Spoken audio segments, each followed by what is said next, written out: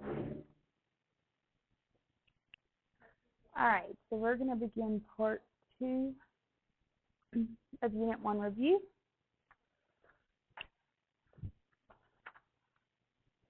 All right, so if we look at number 19, it says, which inequality is represented by this graph? So the first thing we want to do, we want to find our y-intercept.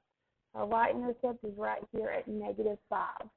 So if we look at all of these, we know that this one has a -5, -5, -5, -5. So all of those could work. The next thing that you can do is look at the slope. Is it a negative slope or a positive slope? And since if we went from this point, our y-intercept, rise 1, and since we go to the left one, it is a negative slope. So we need a negative out in front of our slope. If we look at this one, this first one, it does not have a negative out front. The second one does not have a negative out front. Then we have y is greater than negative, so that one's got the negative slope. And then y is greater than or equal to a negative. So that has a negative slope. So these two, we're down to those two choices. The next thing we can look at, we can see it says that the top part is shaded, so that means y is greater than. Well, this one has y is greater than, and this one has y is greater than or equal to. So the last thing we can do is look at our line. So if our line is dotted, that means that it is not equal to, so it's going to have to be the third option. All right, number 20. Which of the following ordered pairs is a possible solution to the inequality? So let's plug in and see if we get what is right. So if we plug in this one, remember the ordered pairs are x, y values. So it would be -1 is less than 5 minus 3 times 2. If we work that out, -1 is less than 5 minus 6. And -1 is less than -1. Those are the same, so it would have to have equal to, so this one doesn't work. All right, let's look at the next one. We have -18 is less than 5 minus 3 times 8. So -18 is less than 5 minus 24. And -18 is less than -19. We know that -18, since they're negatives, 18 would be greater than 19. So we know that this one can't work either. All right, the next one. We have 23 is less than 5 minus 3 times a -5. Gives us 23 is less than 5. Negative times a negative gives us a positive, so that's a positive 15. So 23 is less than 20 plus 5, or sorry, 5 plus 15 is 20. 23 is not less than 20, so that one doesn't work either. Now, since we have one more option, we could say that it's that one, but let's just double check it to be sure. So -15 is less than 5 minus 3 times 4.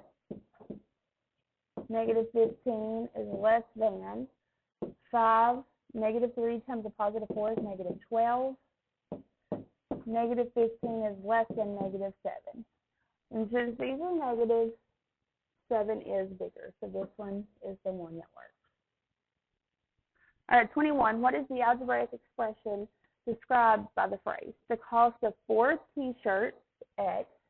So we have 4 shirts and a service charge of 30. So we know that we're going to pay $4 per shirt, and we're going to pay $30 on top of that no matter what. So the one that matches that would be A. All right, 22. Carly wants to buy muffins and bagels to sell at school. She can buy muffins for $12 a box, so we're going to do 12X, because remember the first one is always our X. Bagels for $15 a box, so plus 15. Y. And she is planning on spending $100. So we know that our total is 100. So now we just need to find the one that matches that, which would be A. All right, 23. A triangle has a base length of 12. So B is equal to 12. And it has an area of 36 inches squared. So A is equal to 36. What is the height? So we're just going to plug in and find our answer. And I like using this one right here. So that's the one that I'm going to use. So we've got 36 is equal to 12h divided by 2. Now the first thing we need to do is get rid of that fraction. So we're going to multiply by the denominator. So by 2, that's going to give us 72 is equal to 12h. Our next step is going to be to divide by 12. When we divide by 12, it gives us h, and 72 divided by 12 is 6. So it's 6 inches squared, which is A. Number 24 says a rectangle has a length that is 6 centimeters more than the width. So we know that there is the width, and then the length would be added to it. So 2w times 2l. But L is 6 centimeters more than the width. So 6 plus w. Okay? And the perimeter of the rectangle is less than 58. So this is going to be an inequality. So if this amount is less than, then that's how we would do it, 58. So then we're going to have to find the equation that matches, and none of these look the same right now. So we have to distribute the 2, and that gives us 2w plus 12 plus 2w. And it's less than 58. Go ahead and combine like terms. So 4w plus 12 is less than 58. So let's find the one that matches that. So we know that less than, so 58 has to be greater than, that one works. This one can't work. This one can't work, but this one can work. So 12 and 4w, both of those have that, but we don't have the equal to, so it has to be A. All right, number 25, the sum. Sum means to add of 54 and twice a number.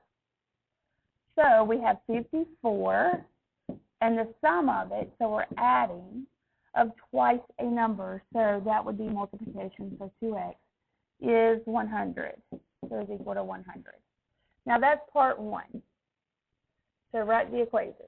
Now, part 2 is going to be to find the number. So in other words, we're going to solve out.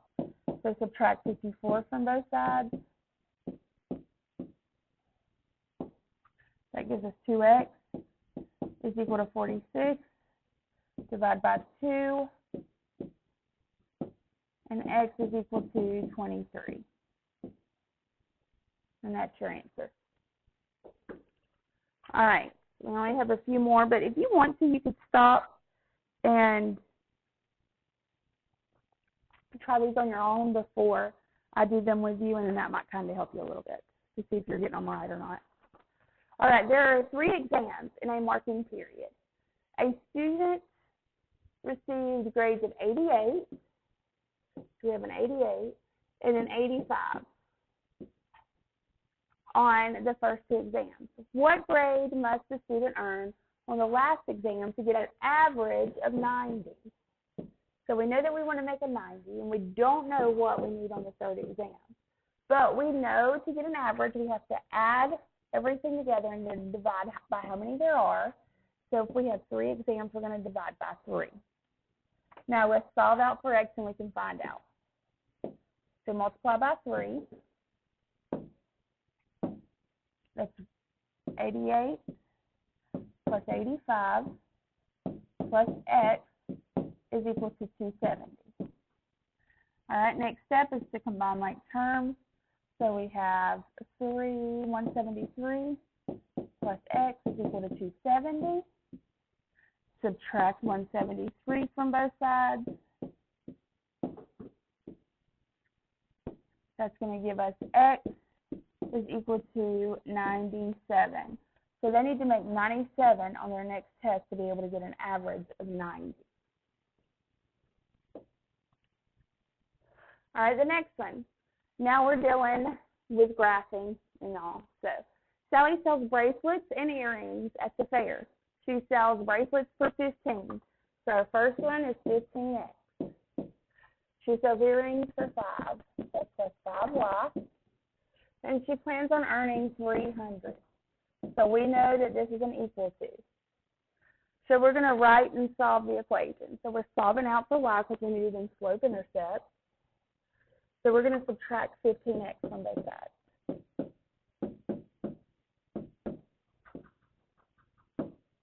All right, so we have 5y is equal to negative 15x plus 300. All right, our next step is going to be to divide by 5.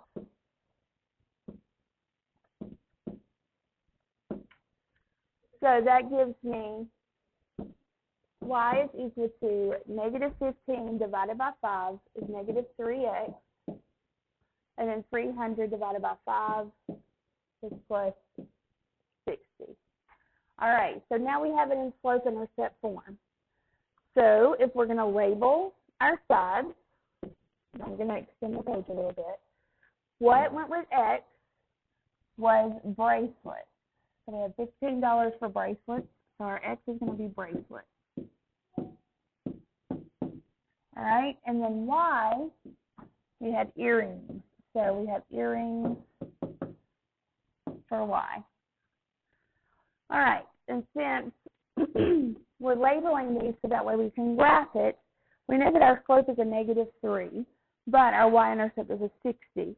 So I'm going to count by 5s. You can count by something different if you want. So 5, 10, 15, 20, 25, 30, 35, 40, 45, 50, 55, 60. So right there is my y-intercept. All right, and then my slope is 3 over 1. So I'm just going to count by 1s down here. So 1, 3, 5, 7, 9, 11, 13, and so on. So if I go from my y-intercept, I'm going to go down 3, run 1, down 3, run 1, down 3, run 1, down 3, run 1. Now, go ahead and connect those just so that way you're used to connecting them. Now, it asks us for 2 options, so 2 scenarios. All right, so if I look at this, I could say, if I sell 2, let's see, if I sell 2 bracelets,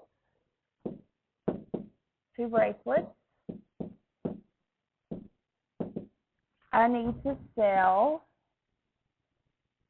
30 earrings. All right, my next one that I could pick, if I sell 4 bracelets, I only have to sell 5 earrings. So 4 bracelets, 5 earrings. All right, and that's your 2 scenarios. All right, the next one.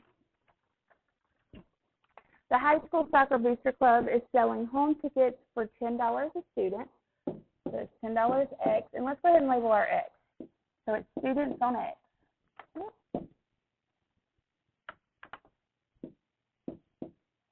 So students. And then $8 for adults. So plus 8Y. So adults is our Y. Right in and they hope to earn $72. So we need to solve out for Y, so subtract 10x. That gives us 8y is equal to negative 10x plus 72. Then we're going to divide by 8. So that gives us y is equal to, and we're going to simplify 10 over 8.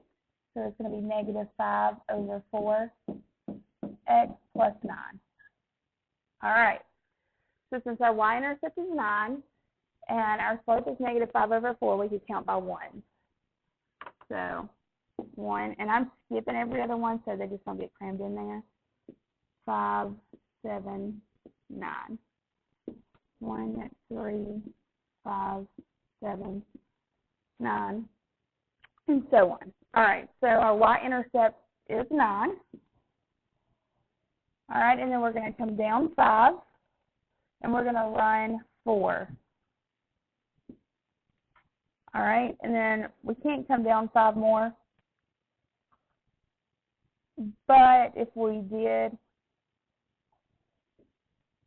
it's going to be probably somewhere in there. All right, so now 2 scenarios. If we sell 9 adult tickets, for some reason that's scribbling, but if we sell 9 adults, then we don't have to sell any students. Okay? If we sell 4 students, we have to sell 4 adults. And you could have picked a different one, that's fine. But that's just a way of explaining it. All right, the next one. A local fruit stand and the farmer is selling strawberries for $12 a pound, so 12 X. So our X is going to be strawberries.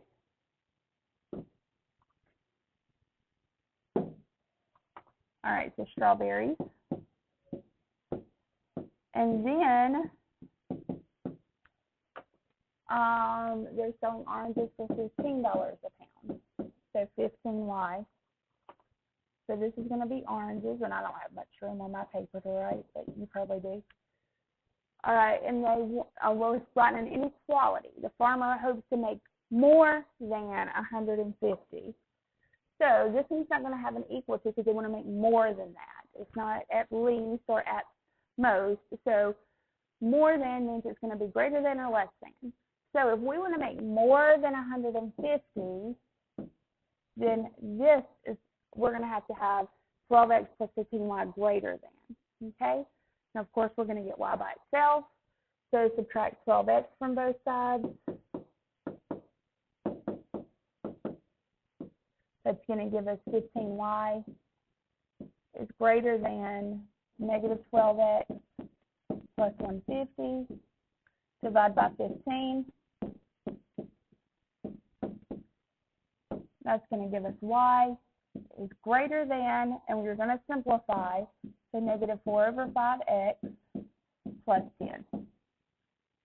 All right, so since it is 10 and 4 over 5, I can count by 1.